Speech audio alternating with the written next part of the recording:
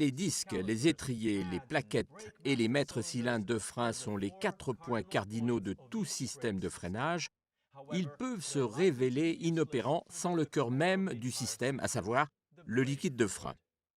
Le liquide de frein transfère la force exercée par le conducteur sur la pédale de frein en direction du système de freinage.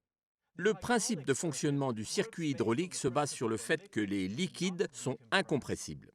Cependant, l'incompressibilité, bien qu'étant une exigence fondamentale pour un liquide de frein, n'est pas sa seule caractéristique indispensable. Le point d'ébullition et la faible viscosité à basse température sont en effet des propriétés essentielles du liquide de frein. Ainsi, ces paramètres sont utilisés pour définir les caractéristiques des différents types de liquides de frein. La plupart des voitures modernes utilisent des liquides de frein à base de glycol. Ces liquides sont identifiés par le sigle DOT, Department of Transportation. Les liquides de frein sont normalement identifiés par les sigles DOT3, DOT4, DOT 5.1, qui identifient les standards minimums de chacun des grands types de liquides de frein, surtout en termes de points d'ébullition et de viscosité. Certains véhicules avec système hydraulique de freinage, suspension et de direction centralisée utilisent en revanche un liquide de frein de base minérale appelé LHM. Il ne faut jamais mélanger des liquides DOT et LHM. Le système de freinage et donc le liquide de frein doivent travailler à plusieurs plages de température. Dans des conditions de conduite intense, comme sur une route à forte déclivité par exemple lors d'une descente de col, la température d'un liquide de frein peut atteindre jusqu'à 200 degrés Celsius. De même, si le système de freinage est usagé ou si les disques sont proches de l'épaisseur minimale, le liquide de frein peut atteindre des températures très élevées.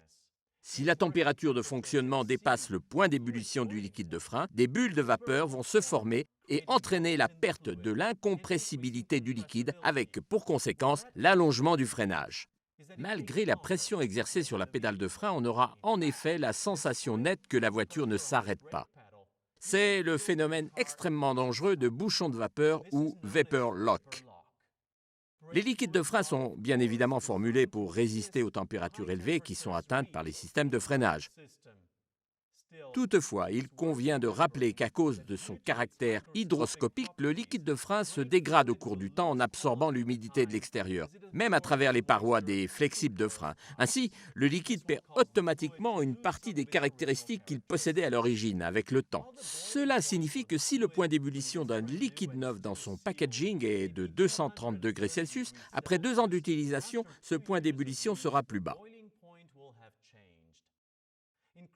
C'est pourquoi un liquide usagé dans des conditions critiques formera des bulles de vapeur avant que ne soit atteint le point d'ébullition d'origine mentionné sur le packaging. Si l'on prend en compte le rapport entre l'humidité absorbée par le liquide de frein et la température, on remarque que la détérioration des caractéristiques du liquide de frein est immédiate, même en présence d'un infime pourcentage d'eau.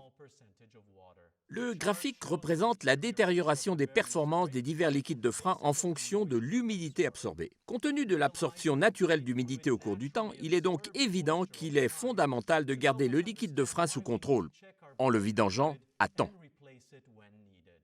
Avec le point d'ébullition, la viscosité est également une composante indispensable au bon fonctionnement du système de freinage, surtout dans les véhicules modernes équipés de systèmes anti-patinage ABS ou de systèmes électroniques de contrôle de la traction et de stabilité ESP. Dans ces systèmes ABS ou ESP, le liquide de frein circule à travers des unités de contrôle, en général des vannes avec des passages très étroits. Et il est fondamental que le liquide soit suffisamment fluide pour transmettre précisément et immédiatement la force de freinage. Un liquide de frein performant doit permettre le fonctionnement correct du système de freinage, même dans des conditions climatiques très froides. La viscosité est donc essentielle afin de ne pas avoir de retard dans la réponse au freinage. Le choix d'un bon liquide de frein s'effectue aussi sur la base d'autres caractéristiques importantes comme la protection contre la corrosion du système de freinage, la capacité de lubrification, la compatibilité avec les élastomères et une stabilité thermique optimale.